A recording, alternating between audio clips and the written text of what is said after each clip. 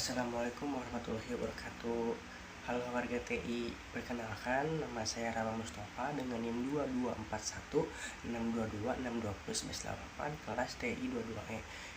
Jadi hari ini saya akan menjelaskan kasus nyata di perusahaan industri manufaktur dalam mata kuliah logistik dan rantai pasok.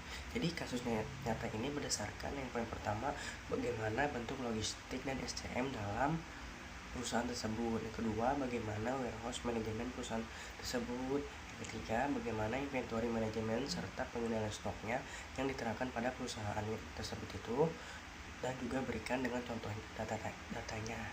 Nah, yang keempat ini bagaimana stoknya dan layout warehouse yang digunakan pengelolaan logistik.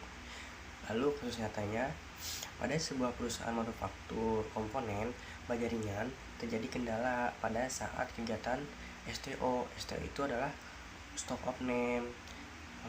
Hal ini disebabkan karena tidak diterapkannya kartu stok di gudang, sehingga data persediaan barang tidak tercatat secara harian dan akurat.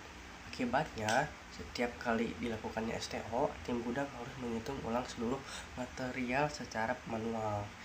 Jadi bisa menghabiskan waktu lama.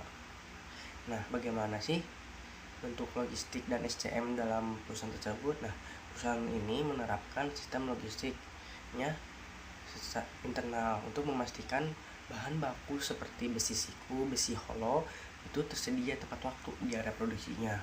Kemudian alur SCM-nya adalah, SCM ini adalah supply chain management ya, sebagai berikut, yaitu yang pertama, supplier lokal mengirimkan bahan baku ke gudang perusahaan. Yang kedua, bagian logistiknya itu menerima, memeriksa, dan mencatat material ke sistem penerimaan.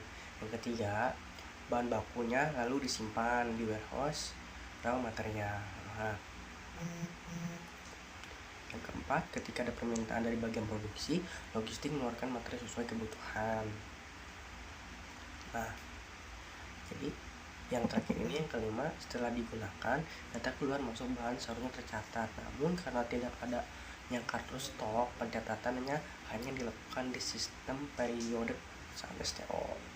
Nah, lalu masalah utama ada SCM-nya itu kurangnya transparansi dan keterpaduan data antara penerimaan, penyimpanan, dan pengeluaran barang akibat tidak adanya pencatatan harian melalui kartu stok.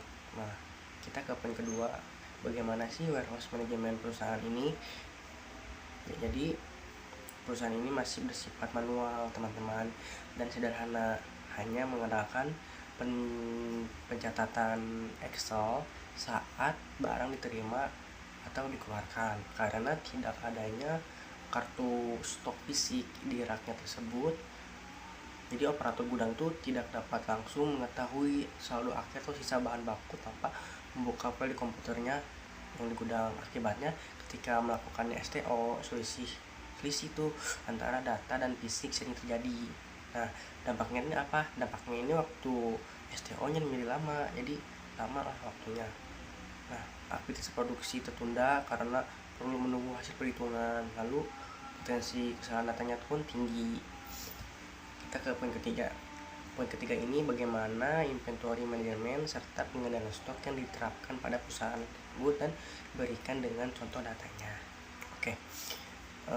Inventory management seharusnya kan menggunakan metode pencatatan berkala dan langsung dengan sistem fish in fish out atau disingkat FIFO, serta pengendalian stok melalui kartu stok. Namun karena kartu stoknya belum diterapkan, pengendalian stoknya pun tidak berjalan dengan efektif.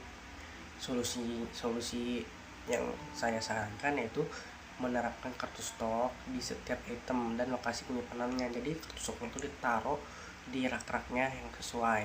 Jadi kartu stoknya mencatat tanggal masuk, lalu jumlah keluarnya, jumlah masuknya, lalu sisa bahan bakunya setiap kali ada aktivitas barang. Nah, oke, selanjutnya contoh data kartu stoknya ini yaitu ada tanggal, ada keterangan masuk, ada keterangan keluar, dan keterangan sisa bahan bakunya. Oke, jadi misalkan di tanggal, jadi ada operator nih yang mau ngambil. Nah ya, dicek dulu di kartu stoknya bahan bakunya ada berapa. Semisal bahan bakunya ada 500, nah operatornya itu mau ngambil bahan bakunya itu 200, jadi ditulis ditulis di tanggalnya sekarang 30 Oktober 2025, lalu ditulis di keterangan keluarnya, karena kan dia ngambil berarti nulis di keterangan keluarnya 200, lalu di sisa bahan bakunya ditulis dijumlahkan dari sisa yang sebelumnya 500, jadi sisa 300 kan. Nah seperti itu dari contoh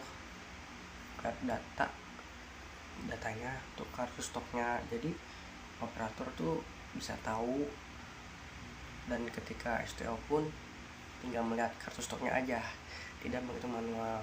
Jadi dengan sistem ini saat dilakukannya STO, data fisiknya bisa langsung dibandingkan dengan sisa pada kartu stok sehingga lebih cepat dan akurat.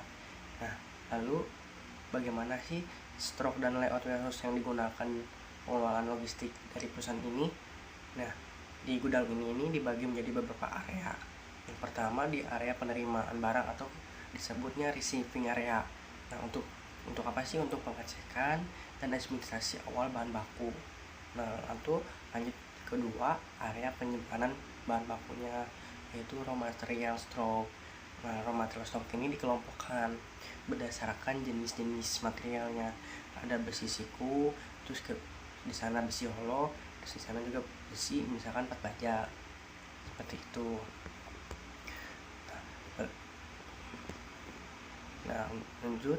Jadi setiap peraknya itu diberi label, kode lokasi dan kartu stok yang ditempel di setiap perak-peraknya di depannya. Dengan cara ini operator tuh bisa langsung melihat sisa tanpa membuka sistem, meminimalkan kesalahan dan mempercepat proses pencarian material. Jadi kesimpulannya dan solusinya itu, karena masalah utamanya perusahaan ini adalah tidak adanya sistem kartu stok, sehingga pencatatan stok tidak real time dan menghambat proses TO. Solusinya yaitu pertama, menerapkan kartu stok fisik di setiap lokasinya di penyimpanannya. Yang kedua, melatih petugas gudang atau staf gudang atau operator gudang untuk memperbarui kartu stok setiap kali ada pergerakan barang. Nah, yang ketiga ini melatih operatornya bagaimana cara mengisi kartu stok dengan yang benar, karena setiap manusia pasti ada human error-nya. Nah, yang ketiga ini mengintegrasikan kartu fisik dengan sistem digitalnya sederhana, yaitu Excel atau sistem ERP di masa depan. Nah, dengan penerapan kartu stok, akurasinya meningkat, waktu STO-nya insya Allah berkurang hingga waktu STO-nya berkurang hingga 50%, dan kontrol stoknya menjadi lebih efektif. Oke, mungkin itu saja yang bisa saya sampaikan, yang bisa saya jelaskan. Mohon maaf apabila ada kesalahan kata, mohon dimaafkan. Wassalamualaikum warahmatullahi wabarakatuh.